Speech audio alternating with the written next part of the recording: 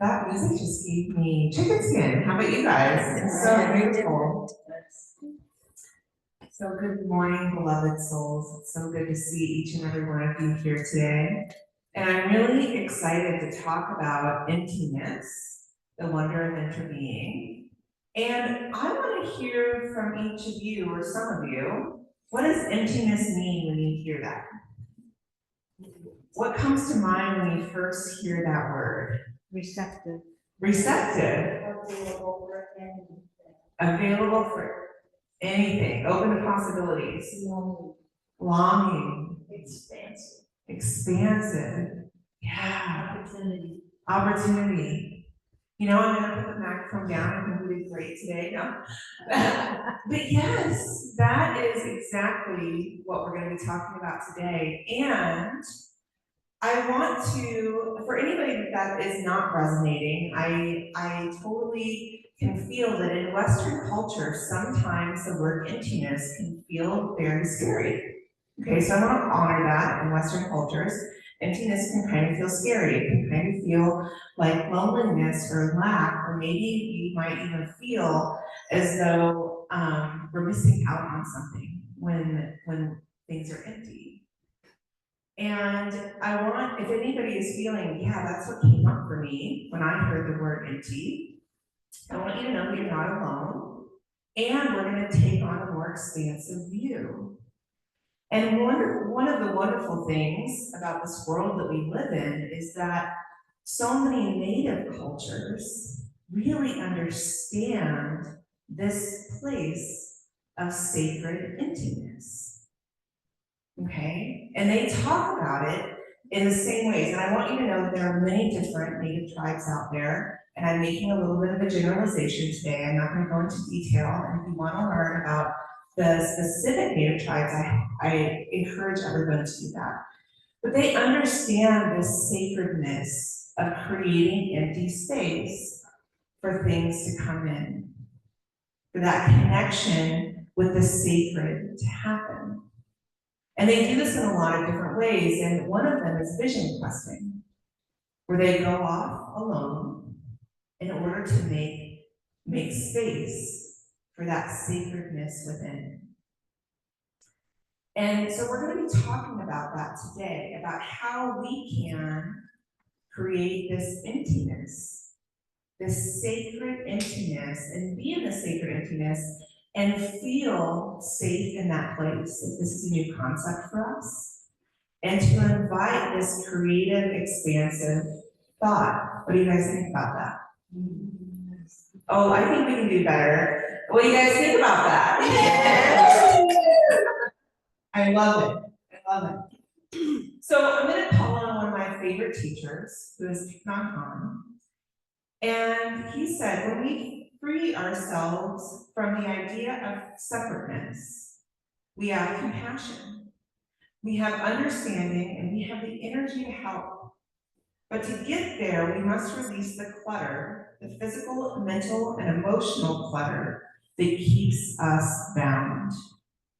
And I think one of the best examples of this is gardening. I love examples that allow me to see a real world thing. Anybody here a gardener? Love plants? Yeah. Okay. So when we go into a garden for the first time, and there's a whole bunch of weeds, and it's kind of overgrown because we haven't looked at it in a while, what's the first thing we do? Pull the weeds. We pull the weeds. We have to prepare the soil. We have to get out the clutter of what no longer serves that space, right? And so we pull all those weeds and we have dirt, just dirt.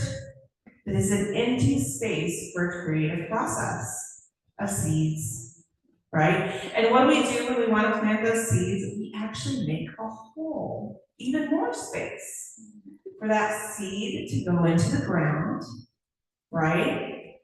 And if we can imagine, that's energy, that's Cslwh, that's God, that's Mother God, Father God in that seed, in that ground, right? And then we water it and we give it all its nutrients and then it blooms. And guess what? We are just like those gardens.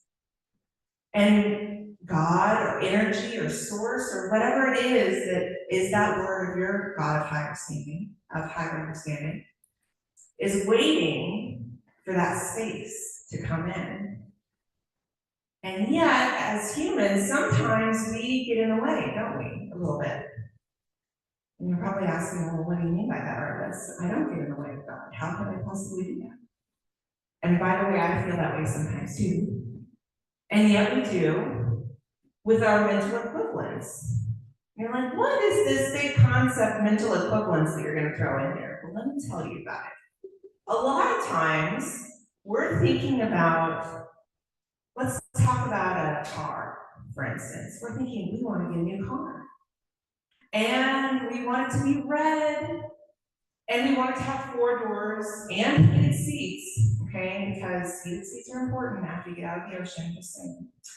And we want the automatic windows and the door locks. Oh, and by the way, it has to be a Toyota, because that's what we have here in Hawaii. If anybody wonders, that's the main car we have here in Hawaii. And, you know, it has to have black trim. Oh, and I want those leather seats too, and. And then we get the car, because we have such a beautiful mental equivalent of it. And then we see Hyundai. It's blue. And we're like, oh my gosh, I didn't even know the Hyundai existed. I didn't even know it was an option. I didn't even know that BMW or that Ford or Chevrolet or whatever was even an option. My friend has one, and I like their car even more than mine, right? So what am I talking about? I'm talking about how we get so fixated on the outcome sometimes, on what it's going to be and getting exactly what we want, that we forget to leave the sacred space for God to come in and create what is infinitely possible. And that's the amazing thing about sacred intimacy. Is because when we're in that place of being able to make space, the whole universe is open to us. How does that sound to you guys? Excuse me? I'm sorry. It sounds good. It sounds good. It sounds good. And in order to do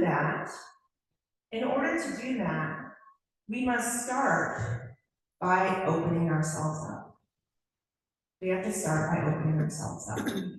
And I loved the spiritual practice that Miss Tina did. By the way, I'm just going to keep celebrating this. Miss Tina and Miss Kim have passed their practitioner exams, y'all.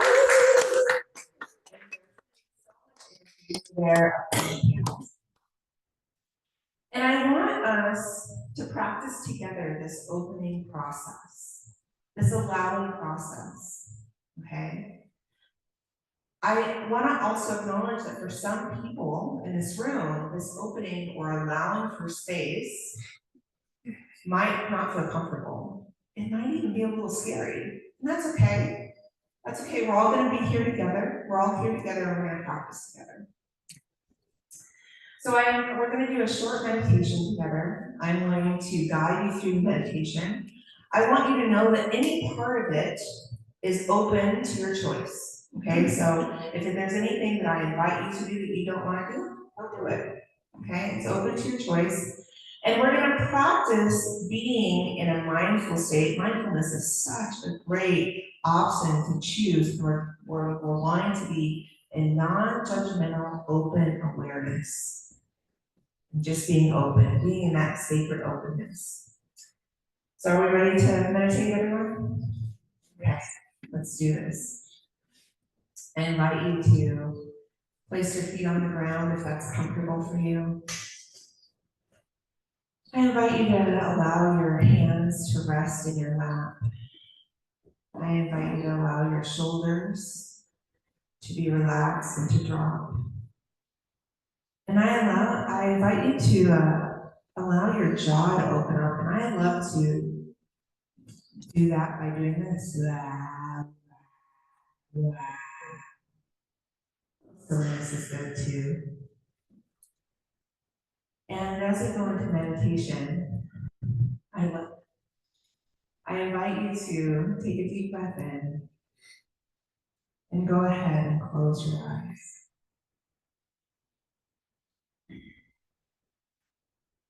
And as you drop into this emptiness of possibility, I invite you to just let go of needing to create where your mind goes.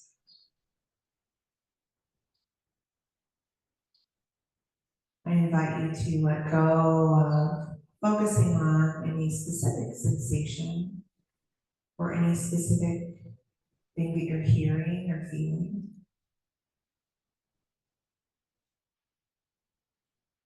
Just be there. Maybe following your breath.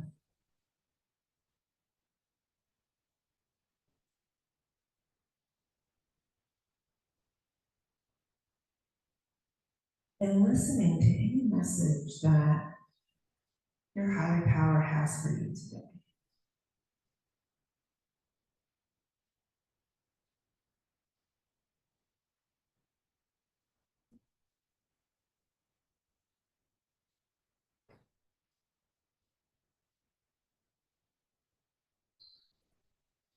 Knowing that our inner small voice guides us.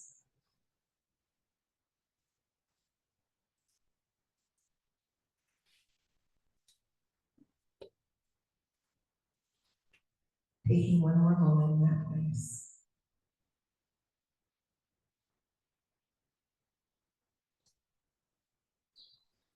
I invite you to take one more deep breath in.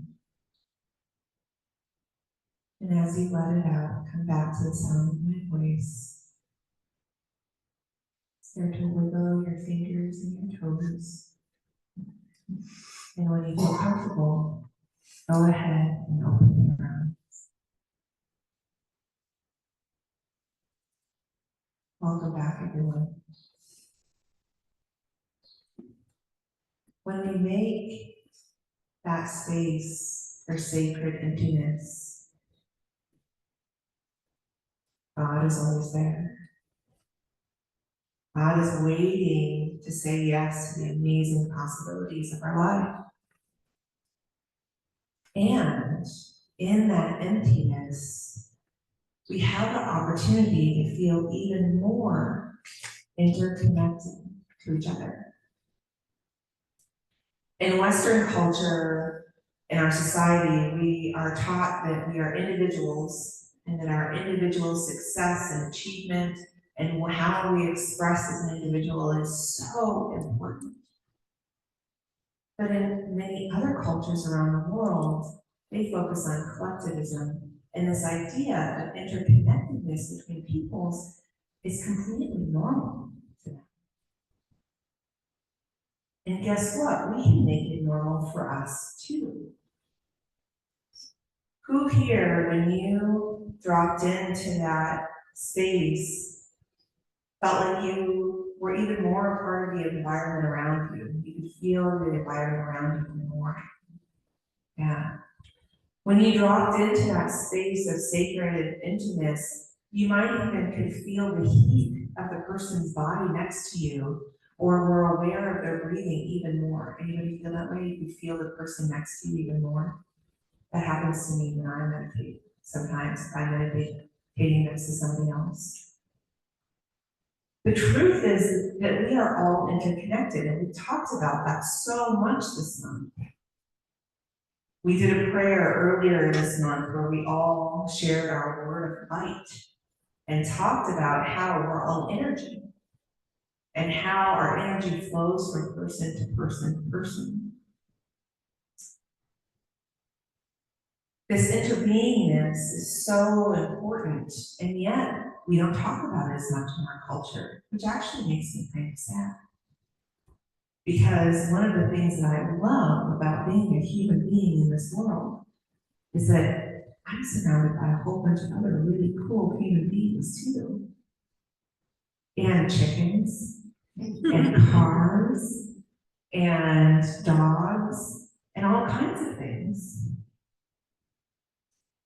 Thich Nhat Hanh says that nothing exists by itself alone, that we are all interconnected.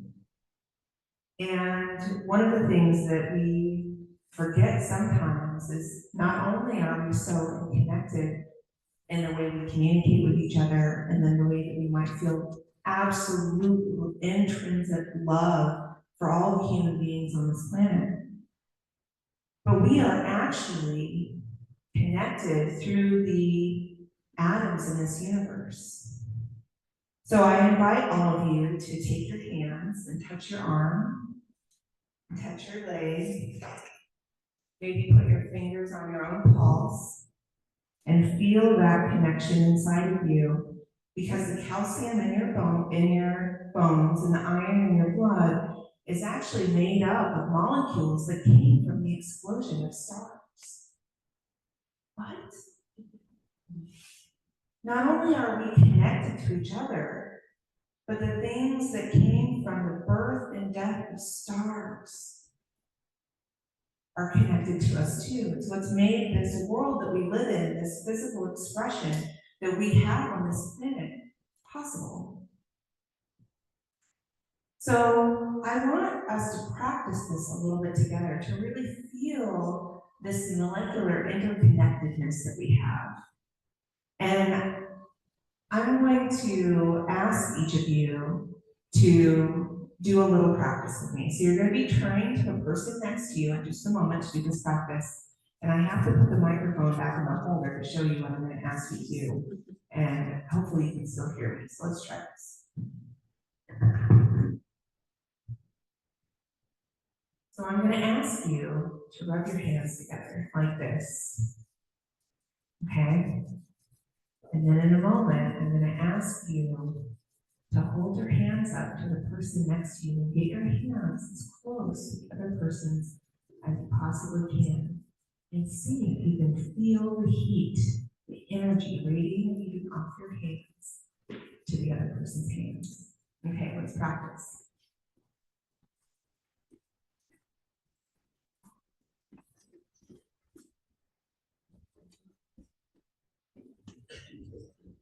Can you feel the heat?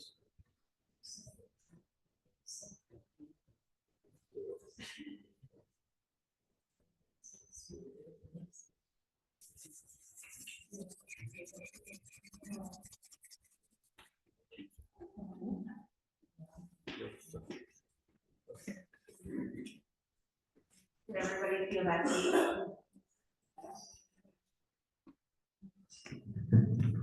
I love that. I feel like in that exercise, it is made real to us that the person sitting in front of us is an energetic expression of God. And we just touched their energy. We just touched their energy. We just showed to ourselves how we are interconnected all the time. We're just not aware of it. But we can choose to be aware of it. We can choose to know that we are we.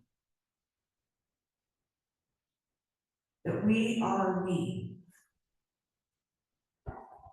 One of the things that is really amazing is that when we know that, then this feeling of emptiness, this feeling of sacred emptiness, no longer has to feel lonely. And this is something that Native cultures understand so well, that they are never alone. They are absolutely never alone. We are never alone. When we can feel that sacred emptiness and feel it as expansive, feel it as possibility, feel it as the garden bed of the growth of God in us, and know that it's the shared energy between all of us that expands that possibility. That is really where the sacredness comes in. So it is through this bold choice to allow ourselves to be empty And I call it a bold choice because in our culture, we're rushing around everywhere all the time, right? We have more things to do than we could ever do. Anybody ever finish their to-do list? Show of hands, please. Right? I think hard. The 2 C's in the word, I'm a dispersonality person. The 2 C's in the word and the room finish their to-do list. Nobody else did. We have so much going on in our lives that we forget to create space for sacred emptiness. We forget that every moment on this planet is a sacred moment. And we forget that we're not alone in this. That we are interconnected to all other human beings through the energy of God in each and every one of us. And when we make space for emptiness by making a bold choice to do so, this is when the infinite possibilities rush in. And I know that most of you have experienced this, where we've had this idea of, I really would love to do this thing. I'll give an example from my own life. This whole year, I really would love to teach a summer class. I would love to teach a summer class. And I would love to get to teach all of the topics that I don't normally get to teach in class because they're too woo-woo, because I'm woo-woo. Like emotional intelligence and cross-cultural psychology and all of these things. I want to teach it in a summer class, right? And my chair came to me and said, we want you to teach professional selling. And only 10 of the classes are associated with a book. And the other 17 classes, you can do it, whatever you want, as long as it has to do with professional selling. Well, guess what? Cross-cultural psychology fits right into selling perfectly. Emotional intelligence fits right into selling perfectly. Understanding personality types fits right into selling perfectly. And that idea of having the idea of what we'd like to see in our lives, and God saying yes, and it's even better than we could have ever imagined. Who here has had that experience? Yeah. Is it wonderful for us to daydream about what we want our life to look like or what changes we want our life to look like? Yes. But that real infinite possibility happens when we allow God to daydream too. So I invite you this week to start off every morning and ask yourself, where can I create a sacred space in my day? Where can I practice sacred emptiness? I want you to consider practicing the pause in this next week. When you're in a creative process or when your emotions get a little high, practice the pause. Slow it down and see what God brings forward as a possibility to move forward. I invite you to consider letting go of one thing in your life, one practice in your life, one belief in your life that might be clutter. Okay, it might be a weed that's taking up some space. There could be sacred emptiness. How can we pull that out? Dig a little hole, even deeper, make even more space for God to come in.